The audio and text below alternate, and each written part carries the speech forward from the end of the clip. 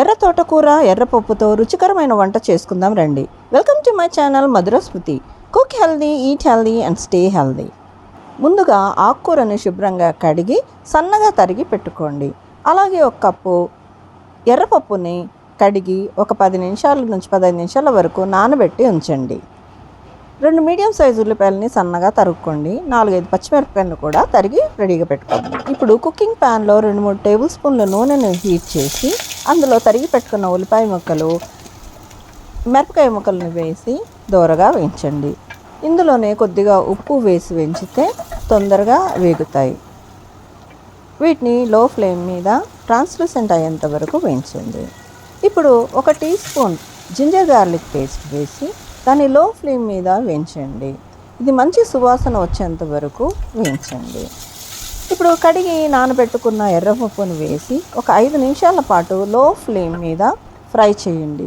ఇలా ఫ్రై చేస్తే ఎర్రపప్పు కమ్మటి వాసనతో పాటు కమ్మటి రుచి కూడా వస్తుంది.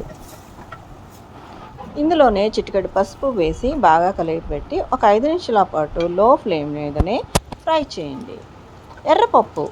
ఎర్రపప్పులో వైటమిన్ ఏ, సి, ఈతో పాటు కాపర్ అండ్ జింక్ ఉన్నాయి.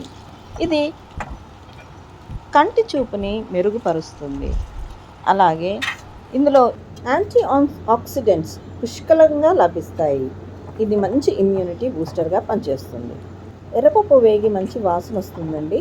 ఇప్పుడు 4-5 టమాటాలని సన్నగా తరిగి పెట్టుకున్నవి వేసుకోండి. ఇదంతా కూడా బాగా మగ్గేంత వరకు లో ఫ్లేమ్ మీద ఉడికించండి. ఎర్రపప్పులో ఐరన్తో పాటు వైటమిన్ B6 అండ్ B9 పుష్కలంగా లభిస్తుంది. అదేనండి pantothenic acid and thiamine and folates. ఇవి రక్త కణాలని వృద్ధి చేయడానికి దోహదపడతాయి. టమాటా మగ్గిందండి. ఇప్పుడు కట్ చేసి పెట్టుకున్న ఎర్ర తోటకూరను వేసి బాగా కలియపెట్టి మూత పెట్టి ఒక 5 నిమిషాల పాటు లో ఫ్లేమ్ మీద ఉడికించండి. ఎర్ర కూర ఇందులో కూడా ఐరన్ పుష్కలంగా లభిస్తుందండి. అనిమిక్గా ఉన్న పేషెంట్స్కి ఎర్ర తోటకూర చాలా మేలు చేస్తుంది. ఇది ఎర్ర రక్త కణాలని వృద్ధి చేస్తుంది. హిమోగ్లోబిన్ లెవెల్ని పెంచి ఆక్సిజన్ని అబ్జార్బ్ చేయడానికి దోహదపడుతుంది. ఇందులో లభించే కాల్షియం, వైటమిన్ కే శరీరంలోని ఎముకలను తర్వాత దంతాలను బలోపేతం చేస్తాయి. ఆకుకూర మగ్గిందండి. మీరు గ్రేవీగా కావాలనుకుంటే ఒక గ్లాస్ నీళ్ళు పోసి మరో 5 నిమిషాల పాటు ఉడికించండి, లేదా నూనె పైకి తేలేంత వరకు ఉడికించండి. ఎర్ర తోటకూర ఇందులో ఎన్నో పోషక విలువలు ఉన్నాయి. అలాగే సాల్యుబుల్ అండ్ ఇన్సాల్యుబుల్ ఫైబర్ అధికంగా ఉండడం వల్ల వెయిట్ లాస్ మేనేజ్మెంట్కి ఎంతో దోహదపడుతుంది. ఇది కొలెస్ట్రాల్ లెవెల్ని కూడా తగ్గిస్తుంది. గుండె జబ్బులు రాకుండా కాపాడుతుంది. ఆకుకూర చక్కగా ఉడికి నూనె తెలుతుందండి.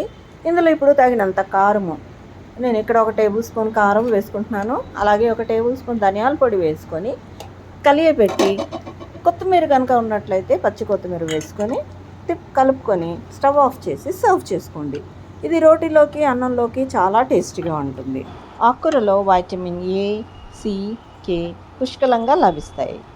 ఆకుకూరని ఈ విధంగా ట్రై చేసి చూడండి. మీకు కనుక ఈ వీడియో నచ్చినట్లయితే లైక్ చేయండి, షేర్ చేయండి. మరిన్ని హెల్దీ అండ్ ఇంట్రెస్టింగ్ రెసిపీస్ కోసము నా ఛానల్కి సబ్స్క్రైబ్ చేసుకోండి. Thanks for watching.